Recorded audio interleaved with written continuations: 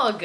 Molly's vlogging. So I was walking home from the train station and I saw this adorable little brown mutt running around on the street and I was like, aww. And then I sort of looked around and it didn't have an owner with it. So I was like, I will go and see if that dog belongs to anyone. Normally I don't recommend going up to strays on the street because they might have rabies and death and all of those fun illnesses that dogs can give you if they bite you with their ferocious teeth. But this little dog looked like this. So it wasn't like it was going to kill me with its ferocious teeth. I looked at his collar and it said Becky and it had a little number on it. So I called the number about 3 times and no one picked up and they didn't have an answering service. And I was like, what do I do now?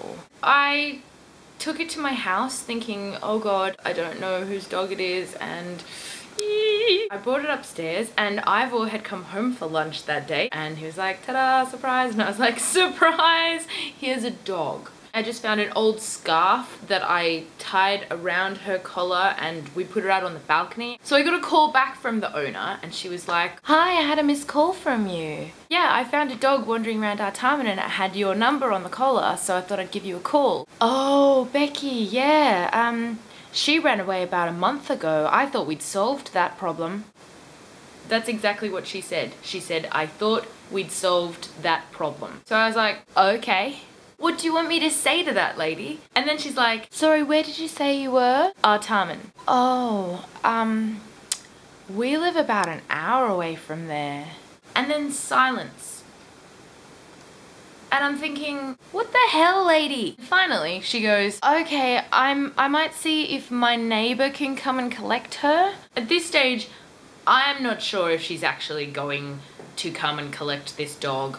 I'm like, holy crapola, she does not want the dog. Meanwhile, I've put the puppy out on the balcony with some water and a sausage and she seems kind of happy, even though she's whining a little bit because she's been free for a month and now she's got about the length of a scarf to move around in. Anyway, an hour passes and no one has collected this dog. And then this guy shows up and gives me a call. What he said was, you've got my dog. So I go out onto the balcony to untie Becky and he's downstairs so he can see me. He starts talking to me and Becky hears his voice and goes nuts. She's barking, she's so excited, she knocks over her water and I try to get her into my house and down the stairs to go and see him. And she won't go. She's so excited to be close to him that she doesn't want to leave the sound of his voice. So I finally coaxed her downstairs and she was so excited to see him. She ran up to him and he put a leash on her and was like, oh, you know, thank you for taking care of her. And I was like, no problem. My old housemate has a miniature collie who always used to run away and I know how stressful it can be. And he said, yeah, well, I work and my wife works, so it's hard to come and get her.